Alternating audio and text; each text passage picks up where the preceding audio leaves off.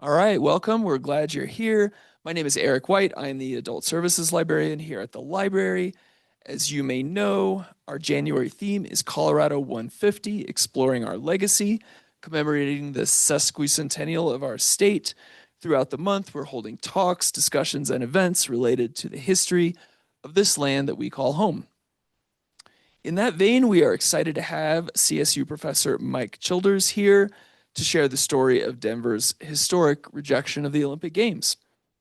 Before we do formal introductions, I'll just mention that the library sees part of its job as bringing in speakers to share their own perspectives for the enrichment of our community. Speakers' perspectives are purely their own. All right, now I would like to introduce our speaker. Dr. Michael Childers is an associate professor in the history department at Colorado State University, specializing in the modern American West and the environment. He is the associate editor of the Western Historical Quarterly and a council member of the Public and Environmental History Center. He's been featured in Outside Magazine, the New York Times, the Wall Street Journal, and NPR's Morning Edition, where he discussed the U.S. ski industry and national parks. A sixth-generation Coloradoan and second-generation CSU alumnus, Dr. Childers has deep connections to Colorado and its environment. His first book, Colorado Powder Keg, Ski Resorts and the Environmental Movement, examined the history of Colorado's ski industry and the emergence of the post-industrial West, in which mountains became more valuable as ski resorts than as rangelands. The book was awarded the International Ski History Association's Uller, I hope I pronounced that right, Uller Award, and was runner-up for the Western Riders of America's Spur Award in 2013. So before I welcome Dr. Childers to the podium, let me just take a second and get the presentations shared so that our online audience can see it. Give me one moment.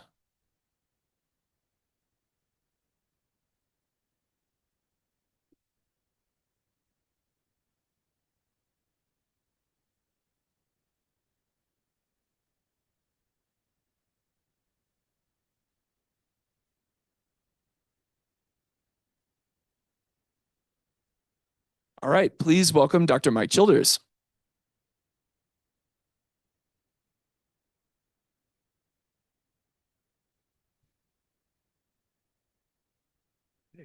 Thank you all for coming out on a Monday night. I'm sure you've had far more interesting things you could have been doing, and also to the library for inviting me up to give this talk tonight. So to begin, as athletes from around the world celebrated the closing of the 1972 Sapporo Winter Games in Japan, the stadium scoreboard above them jubilantly announced, "We meet again in Denver, 76." 8 months later, that jubilation turned into disbelief when, with a resounding 3-2 margin, Colorado voters rejected any further funding of the 1976 Winter Olympic Games, effectively ending Denver's Olympic dreams. The election results sent shockwaves around the world.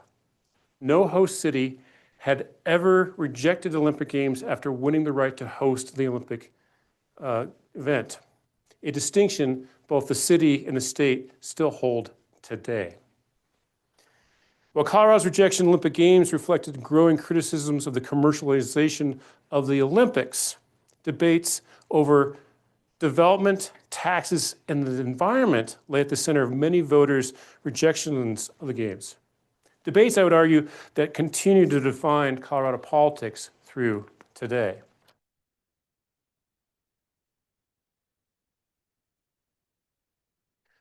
News of Denver's winning the Olympics in 1968 came as a shock to many Coloradoans. It had been in the newspaper, but many had not been paying attention until headlines like this started appearing in newspapers across the state. The Denver Olympic Committee, or DOC, which I'll just call the organizing committee because it changes names 3 or 4 times throughout the story, and we don't need that many characters, had never considered the state's residents would be less excited about hosting the Olympics, believing instead that the only issue in hosting the games would be finding adequate financing for the games. And so they had never publicly announced their efforts to bring the Olympics to Colorado. After all, throughout the 1960s, Coloradans had welcomed the expansion of the state's ski industry with open arms. The opening of Vail, Breckenridge, and Snowmass, among others, over the past decade had pumped millions into the state's economy and had redefined Colorado as a global destination for winter sports. In this way, the Winter Olympics just seemed a natural extension of Colorado's own burgeoning winter tourism industry. Olympic proponents claimed the Games would bring greater international attention to Colorado, which its opponents feared. It also would come with considerable economic windfalls. Colorado's Lieutenant Governor Mark Hogan defended the state's quest for the Games, telling the Rocky Mountain News, quote, "The influx of Olympic visitors, plus a continued flow prompted by the exposure given the host city, will be a benefit to all facets of business in the state." In effect, what was good for the state's tourist economy was good for the state. Such sentiments reflected the state government's Sell Colorado campaign, a campaign that had been led by the governor, John Love, who had been the governor for most of the 1960s. And the idea to seize upon Colorado's tourism industry, its mountains and its beauty, for the benefit of the larger state. Along with that came then growth. By selling the quality of life that you could have in Colorado, he hoped to attract more businesses, and with it, more talent, and therefore more people. So the Olympics was a good thing because it would bring more people, more development, and therefore more economic growth to the state.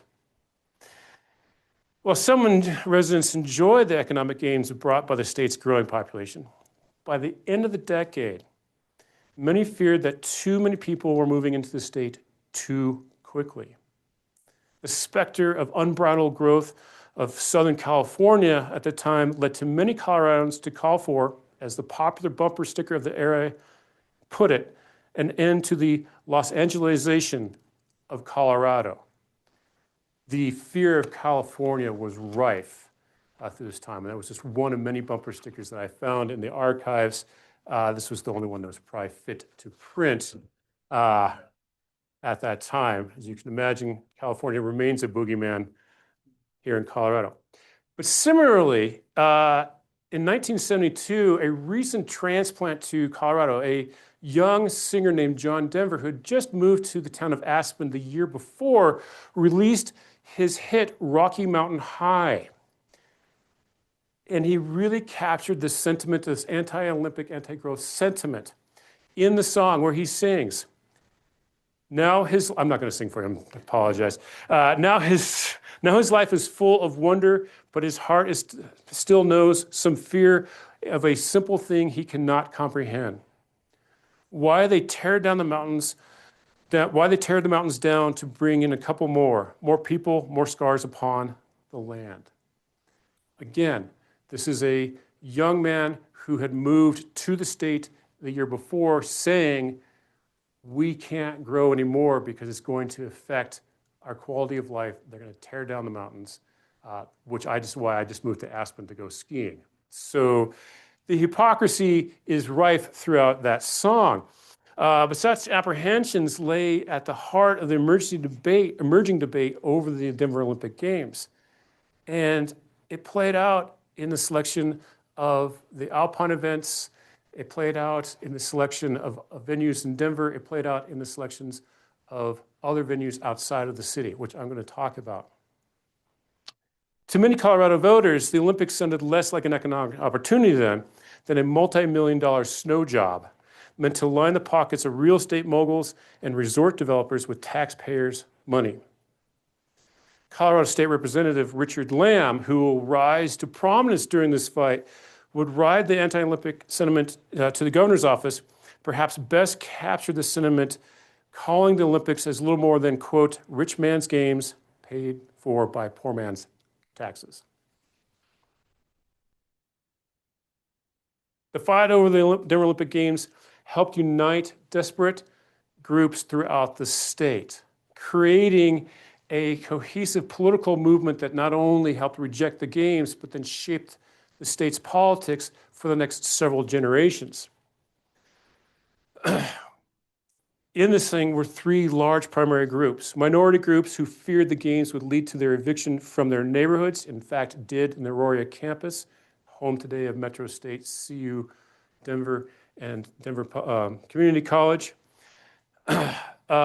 Two, residents of mountain communities, such as those in Evergreen and Indian Hills, who rose in opposition to the games when they discovered that their backyards, literally in some cases, were going to become Olympic venues. And three, environmentalists who decried the Olympic Games would have on the state's environment. In 1972, a small band of political activists led by Lamb and his fellow representative Bob Jackson formed the anti-Olympic group, the Citizens for Colorado's Future, or CCF, uniting these various anti-Olympic forces and embodied a new political coalition, as I argued before, that would change the state's future. Colorado's interest in hosting the games, to take a step back though, began in the late 1940s, when the then governor offered to host the 1956 Winter Games in Aspen and at the Broadmoor. At the time, the Broadmoor had a wide-ranging amount of winter activities, including a ski hill. Colorado failed to secure that bid for the 56 games. The idea remained. 7 years later, the owner of the Broadmoor, a guy named William Tutt, the former and the founder of the Ski Country USA, Steve Knowlton, presented a bid to host the 1960 Olympic Games to the United States Olympic Committee. And once again, Colorado failed to win the nomination. This time it went to California. In 1964, they got serious. And a small group of businessmen and state boosters, consisting once again of Tutt of Broadmoor fame, along with the president and founder of Vail Associates, Peter Siebert, the publisher of ski magazines, Merrill Hastings, and the vice president of Adolph Coors Company, Joseph Coors, and United Airlines executive Dan Fowler formed the Colorado Olympic Committee to study the economic feasibility of the state of hosting Olympic Games. And this time, they were successful in securing the games. Now, it's worth thinking about this here. The names of the successful committee of the bid. We have the owner of the Broadmoor Hotel, so the director, the founder of Vail, the publisher of Ski Magazine. So the ski industry is well represented, the resort industry is well represented. The vice president of Coors, and a United Airlines executive. Clearly, tourism and business interests were at the core of bringing the Olympics to Colorado. Let there be light, and there was. So over the next 3 years, Denver officials, the organizing committee that I just mentioned, wooed the International Olympic Committee, presenting Denver as the ideal city in which to host the Olympic Games. It was close to the mountains, with established sporting facilities and an international airport, and had more than enough hotel rooms to host the world. I want to pause here and take a look at this photograph. This is an incredibly important photograph in this story. This photograph arguably is what sold the Olympic Games in the IOC to come to Denver. At the time, the International Olympic Committee wanted to host the Winter Olympics at very small venues like St. Moritz or Grenoble, where a village then would become the core of the Olympic Games. This, of course, had already become a problem in Grenoble in 1968 when the French village had barely had enough housing to accommodate 37 countries, 1,293 athletes, and the countless spectators and members of the media just in that one Winter Games. The Olympics, particularly the Winter Olympics, had become too large to host in such a small venue. But the Olympic Committee wanted that small venue feel. Denver then sold itself that it, as a city, not only had the venues, McNichols Sports Arena, Mile High Stadium, it also was in the mountains. This photograph was in the paraphernalia that they handed out in its bid. And it's a great photograph, and it makes it look like the mountains are much closer than they actually are. Having just spent an hour driving from Fort Collins into the mountains, I can give you firsthand experience of this sort of thing. There was maps also involved with this where they showed distance of it, but it really compressed time and space in that regard. But this is arguably also the moment that Denver goes from being the Queen City of the Plains into the Rocky Mountain capital, and we become a mountain state.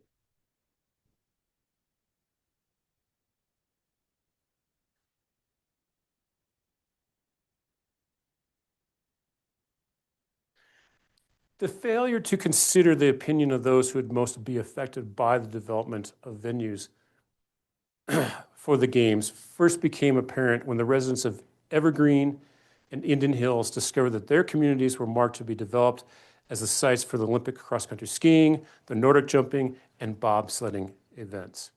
So Evergreen, of course, is the mountain community just up I-70, and its adjacent, unincorporated at the time, Indian Hills were just far enough away that you could drive from Denver, and there was belief that they could host these Olympic events. Concerns over property values and the long-term environmental impacts of the infrastructure needed to host thousands of spectators tromping through their town, locals then formed the group Protect Our Mountain Home, or POME. Led by Indian Hills resident and retired University of Denver law professor Vance Dittman, POME began a campaign to remove the Olympics from their backyards. Quote, "We don't want to keep people out of here, but we are just like a theater. When all the seats are sold, they don't keep selling tickets and putting people on your lap. We are sold out," Dittman told the National Observer in an interview shortly after the formation of POME. This is a sentiment that will continue not only through the Olympic fight, but I would argue through today of we're here, we're going to close the gate, there's no more room to move in. This is one of those push and pull dynamics that will shape the state's politics. Even though they didn't wish to end the state's economic growth, many residents of Evergreen didn't want it to be in their backyard. Several technical problems faced the selection of Evergreen as an Olympic venue. First, located in the foothills west of Denver, the area's simple lack of snowfall made it a poor choice for the cross-country skiing events. Less than 5 inches of snow had fallen annually in the area since 1963. So over the last decade or a little less, it just simply had not had the snow. And of course, when I was putting this together, we had less than 20 inches of snow in the mountains at the time. So that was a concern. When organizers and officials suggested the use of snowmaking machines to compensate for this lack of snow, POME members questioned the amount of water needed to produce enough man-made snow to hold the events. Other problems, including the leveling of hillsides to build parking lots, the construction of a 4-lane highway, and the proposed biathlon course, which required competitors to ski right through Evergreen High School and Willamette Elementary School. And if you look at the blueprints of how this was going to be, it had the ski course right through the gymnasium, which meant that the organizers had clearly not gone to Evergreen or looked at a map. Led POME members to argue that hosting sitting events was completely out of the question in every respect. After several unsatisfying meetings with organizing committee officials, in which those officials either refused to answer or simply did not know the answers to the locals' questions, the group embarked on a prolific letter writing campaign. Most letter writers argued against the destruction of the area's natural beauty. The very thought of thousands of our beautiful evergreens being destroyed, Bear Creek being rerouted and practically covered to make way for a gigantic ski jump, Evergreen Lake and our municipal golf course, which is interesting, being taken away from us, helicopter pads and parking lots, an interchange of roads and highways, television cables and poles everywhere, plus all of the scars such events will inevitably leave make me ill, wrote one letter writer to the governor. The fight between Evergreen residents and the organizing committee gained national media attention. Newsweek published a cover story entitled Nevergreen, covering the fight. The organizing committee finally relented to Pome's protest and agreed to relocate the cross-country and jumping events to Steamboat Springs, which was both had adequate snow, could be reached by airplane, and really had already had its own tradition of skiing, and would move then the bobsledding event to Lake Placid, New York, where they had held the Olympic Games in 36? No, I'm just totally spacing that now, 36. It had the facilities to host bobsledding. Clearly the wheels were starting to fall off on the Olympic Committee. The next issue, and the primary issue that would change a lot of this discussion, would become where were they going to hold the men and women's downhill events. The International Olympic Committee requires all events be held within an hour's drive of the Olympic Village, which was going to be placed in the current-day Aurora campus. That limited the amount of mountains that could be developed for an Olympic ski event. Making matters even more complicated, the U.S. Forest Service, on whose land any Olympic venue would be developed, also required that any new development could be easily converted into a ski resort to meet the growing demand for skiing in the state. At this point in time, even though we have a handful of states, the Forest Service is still looking to build out more and more capacity for skiing. Skiing is continuing to be more popular. These two things didn't quite work together.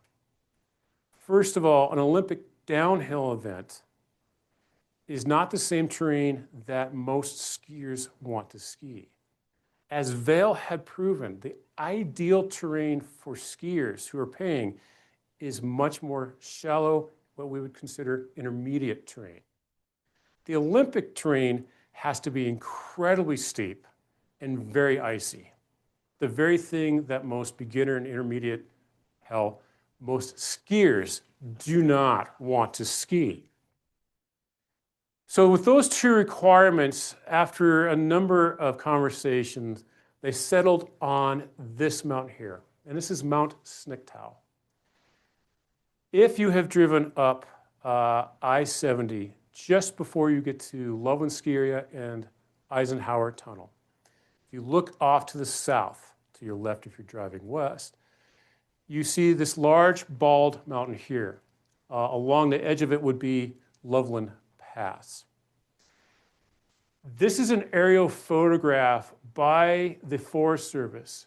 They'd taken it in a Cessna plane and then had roughed in a design as to where they could put the Olympic men's downhill, Olympic women's downhill, and the giant slalom on it. They would have to have built all of this. The problem being is that at roughly 12,000 plus feet, it is far too high for an Olympic event. It is windswept and oftentimes has no snow on its summit. It had pretty poor terrain, and even the international organization that runs ski racing, the FIS, just saw this as a complete non-starter for a modern-day Olympic venue. After several months of going back and forth, this was then rejected. What happened next was several alternates were suggested, including at a mountain at the junction of what was called Wheeler Junction, which is now modern-day Copper Mountain, along with an Independence Mountain, Harrison Creek, Aspen was suggested, Catamount Ski Resort near Steamboat Springs was suggested, Winter Park was suggested for a half a second, and then the most important one, Vail Associates planned new development of Beaver Creek. All these required the IOC to compromise on it being an hour's drive from the thing. They finally realized that Colorado did not have the mountains that were able to hold Olympic venues within that coastal distance of the Denver. A story that has bedeviled skiers ever since then.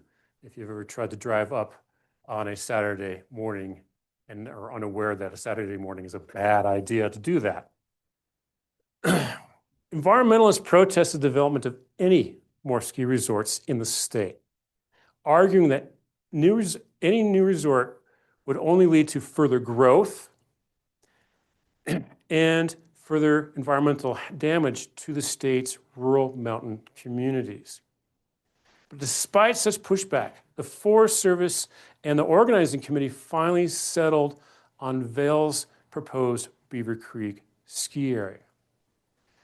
Beaver Creek had not been broken ground had not been broken on Beaver Creek at this moment.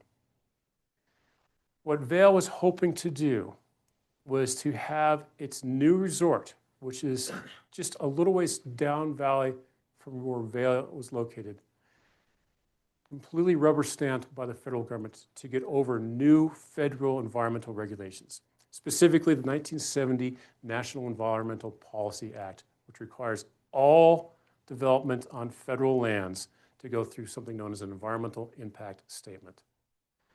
Vail desperately didn't want to do this. They just wanted a blank check to go build their new ski resort. And it appeared that they might get that at this point. Finally, the cost of the Olympics proved to be the straw that broke the camel's back. Articles began appearing in the state's two major newspapers, the Denver Post and the Rocky Mountain News. Remember the Rocky Mountain News? Questioning the mounting price tag of the games and pointing out the unexpected expenses of past Olympic Games.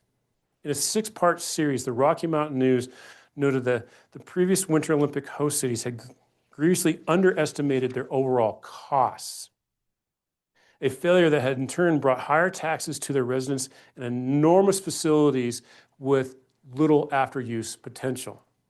The 1960s games, for example, had cost the state of California 13 times as much as originally estimated.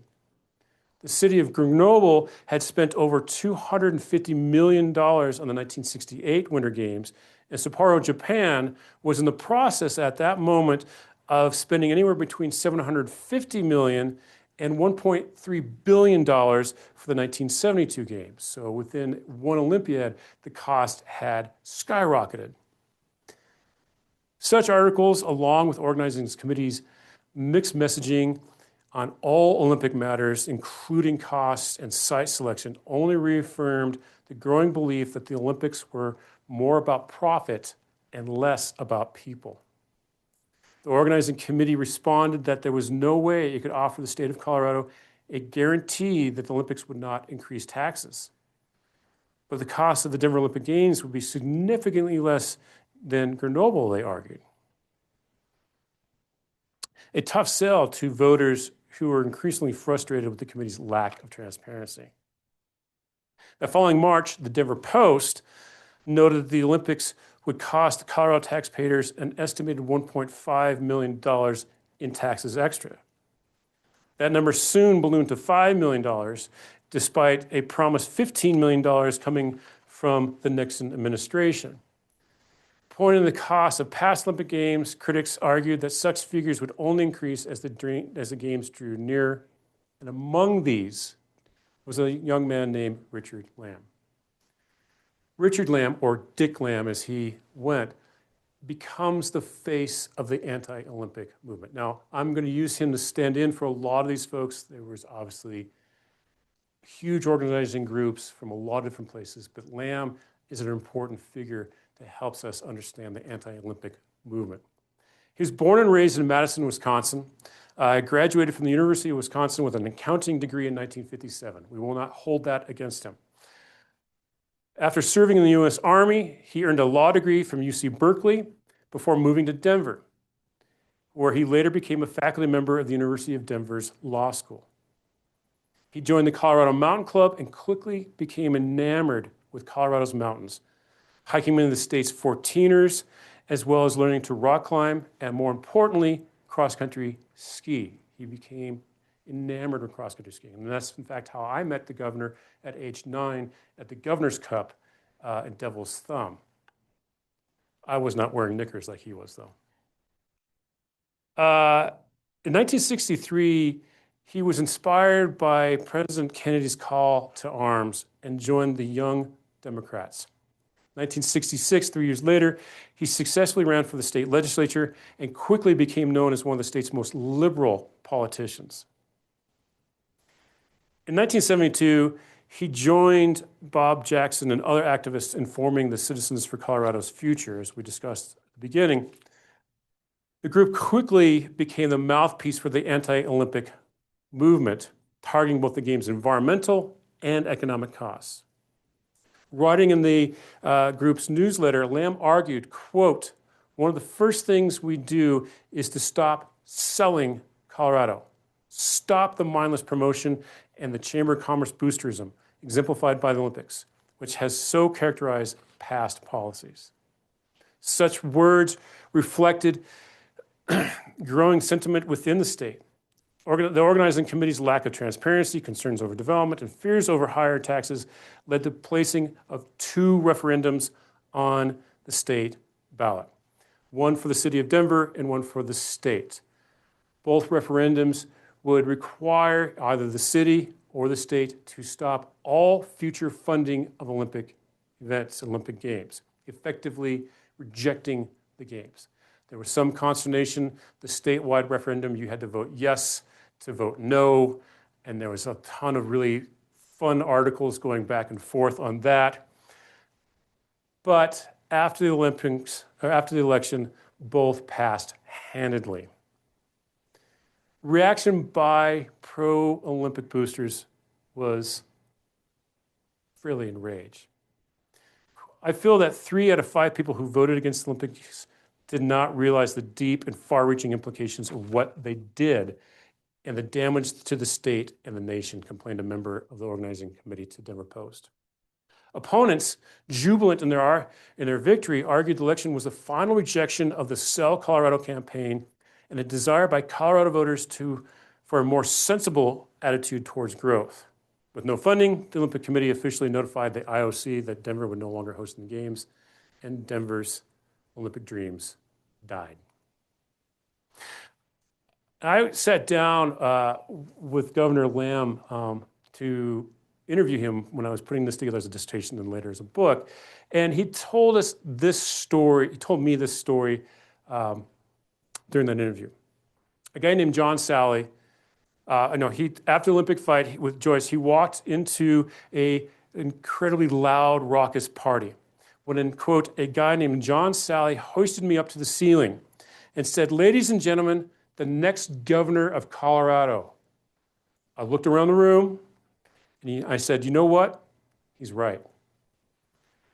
Lamb would become the governor in Colorado a couple years later and would remain the governor until 1984, when then his self-picked successor, Roy Romer, became governor, and so on and so forth.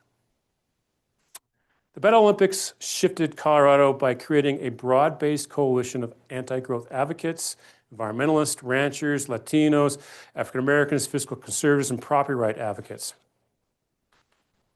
With Lamb at its head, the alliance of varied interests propelled not only Lamb into the governor's office in 1975, but also several other Democrats into the state and federal office following the defeat of the Games. Longtime U.S. Representative and chair of the influential House Interior and Insular Affairs Committee, Wayne Aspinall, lost in the Democratic primary to the younger, more liberal Alan Merston. Congressman James McKevitt and Senator Gordon Levin Allett, both Republicans, lost their jobs at the polls that same year. Allett lost his job to the energetic Patricia Schroeder, who went on to represent Colorado's 1st district for the next 24 years. Both Allett and McKevitt's defeats were in large due to voters' anti-Olympic sentiments. Voter dissatisfaction came from more than an unease over the Olympic Games, but larger concerns they had about growth. By 1970, Coloradoans had become increasingly alarmed at the consequences of such policies such as Sell Colorado on their state and their quality of life and their tax and their wallet.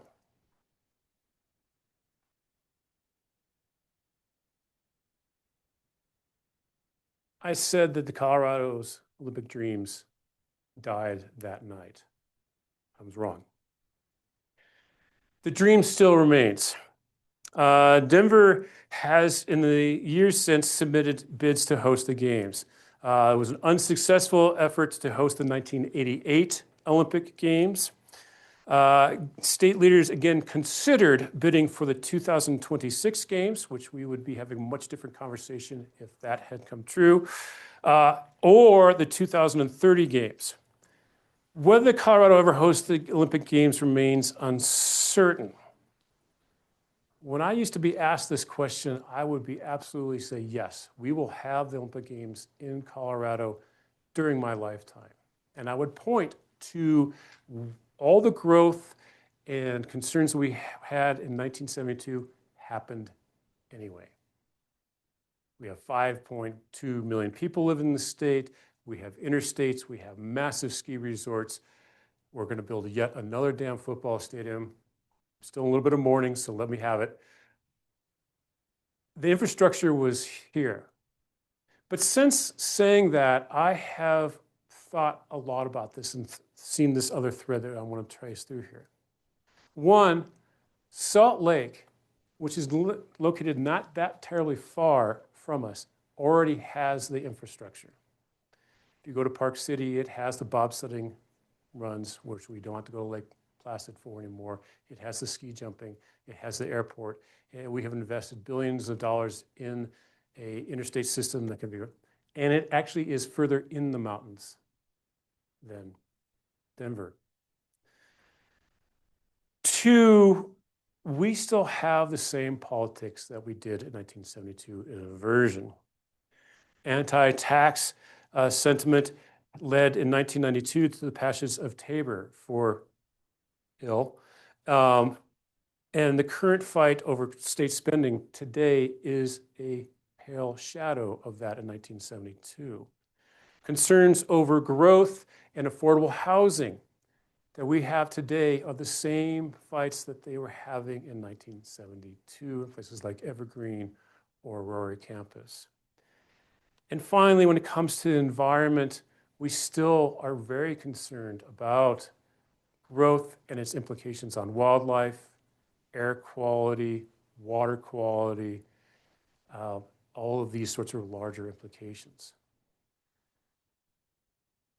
As I think I want to add on to, when you look at who has been elected, they have all been of the largely Democratic Party, except for at one point, Governor Owens, the sole Republican to serve as governor since Lamb was elected in 1975. All of this then really shaped who we have become over the last 50 years and what we still are arguing about today. So with that, I will end it and ask for questions. All right, everyone. For our Q&A time, I will all on our in-person attendees and alternate with our online audience. For in-person folks, please wait for me to get to you with the mic before saying your question. Otherwise, we might need to repeat it. Also, please hold the mic nice and close when speaking your question. And then online folks, as a reminder, you can put your questions in the chat at any time. So who's got a question? I nailed it. I have no questions. Okay, so I went to CSU from 70 to 76, and we have a mountain cabin at 8,500 feet over by Meeker Park right up here. Mhm. And I can assure you that the snow level we had then was, by Thanksgiving, thigh deep. I Right. can tell you we have about 4 inches of snow right now up in that same spot. How does climate change blend into these possibilities? Because we don't have nearly as much Yeah. as we had 50 years ago. No. So, I mean, there's a couple ways to think about this. First of all, in the 1975-1976 winter season was a mega drought, much like we're experiencing today, where we didn't even open ski resorts until after Christmas. You know, I'm sorry, 76, 77, sorry. And that, of course, changes a lot about how the ski industry works in terms of investing millions, if not billions of dollars into snow making, which is an adaptation to climate change. Now, we can't just identify a single event to a larger trend like climate change, but when we start seeing the decline of snow and the more erratic, more importantly, of snowfall, this has become a pressing issue with all international winter events, particularly the Winter Olympics. So the Salt Lake Games, for example, which was 2002, they actually were mining snow and storing it in shaded little valleys to then move it to places so that they could ensure that if they had a bad snow year or they had a bad week of warm weather, they could hold the events. The Sochi Olympic Games, which of course were in Russia, they had to truck snow in from hundreds of miles away because it was so warm that it would instantly turn to water. This is one of the greatest fears of both the ski industry and the Winter Olympics, is that climate change we wouldn't be doing winter anymore. Now, so this events for like ice skating, we can put it inside and refrigerate this sort of stuff. But for skiing events, for jumping events, this is a real consideration. And so it's probably going to be at some point the way that if you talk to Olympic kind of experts and people who are kind of in the know, that we're going to consolidate venues down to a handful around the world that are probably going to be the most sustainable in terms of winter snowpack. That is the Rocky Mountains. This is one reason why our skier days have remained pretty high, where they're no longer skiing in the southeast because there's no snow there. It will probably include some places in the Alps and maybe Japan. So yeah, this is a real pressing thing, especially moving forward. And even the Beijing Winter Games, that was touch and go with the Olympic venues. The other thing about that Denver set the precedence for, and it's worth noting in this larger talk, the Olympic Games went from being the nice little village sort of thing to regional. And so you can have the Olympics host city in Beijing and have the skiing events a day's flight away, and that's still considered Olympics, and we're fine with that now.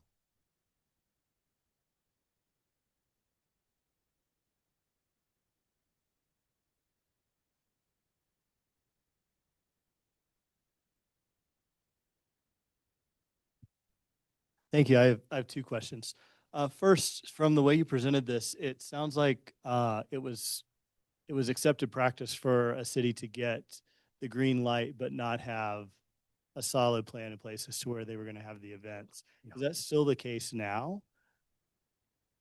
And then my other question is, once they said they weren't going to hold the event, how did the place where it ended up respond with such a short time frame to Right. things around? All right. So for the first question, yes. I mean, the belief by most boosters, of any international event, particularly the Olympic Games, was always that this will pay off. And, as I pointed out, several games at that point, particularly Winter Olympic Games, had proven to be far more expensive than the money being brought in. Since that moment, this has always, every time that any city puts in for an Olympics, there's a pushback on these issues. Boston did this a couple of years ago. New York had pushback. London's had this sort of pushback. And so it obviously is looked at a little harder by the Olympic organizing committees as to what is your plan? Was it coming from some sort of fertilized government or dispersed? That narrative changes in the Summer Olympics, and there are two different beasts. But the 1980 Los Angeles Olympics was a huge success because it made a lot of money, because it was corporatized and had logos, everything. Something that Atlanta tried to do later on in what was it, 96, and everyone thought it was horrible. But if you read through the literature and you read the magazine, the cost of the Olympics never match expectations. The amount of business dollars and tourist dollars it's going to bring in, it fundamentally changes a place, always, because for 2 or 3 weeks, it's overrun by everyone else. And really, the dollars don't make sense in that regard. So I love the Olympic Games. I wanted to be Olympian growing up. I cry every time I see the flags. In February, I'm going to be glued to the TV. They're not a great deal. The second question, I'm sorry, what was the second? I've already spaced it. I'm gotten middle-aged. Oh, where did it end up? So it ended up moving back to a former Olympic venue. I think it was St. Moritz. Or was it Chamonix? I'm blending alpine things. But it just went back. They had a shorter time to get it up and running. Largely was successful. Yeah, so it was not. They had a backup plan that sort of worked, right? Could it have been Innsbruck, Austria? Could have been. Yep, that sounds right. Who's got another question? Did you find any evidence that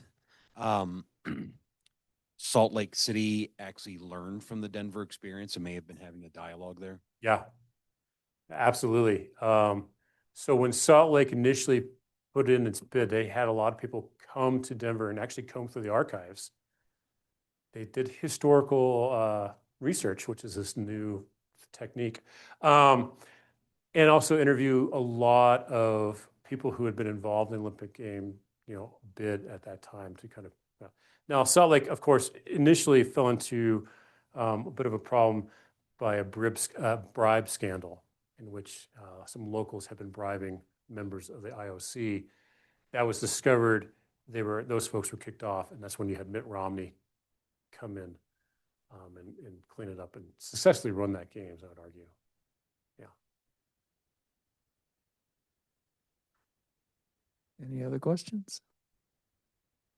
All right, and we have none from online, so I think that's where we'll leave it. Good deal. All right, let's give Dr. Childers a hand.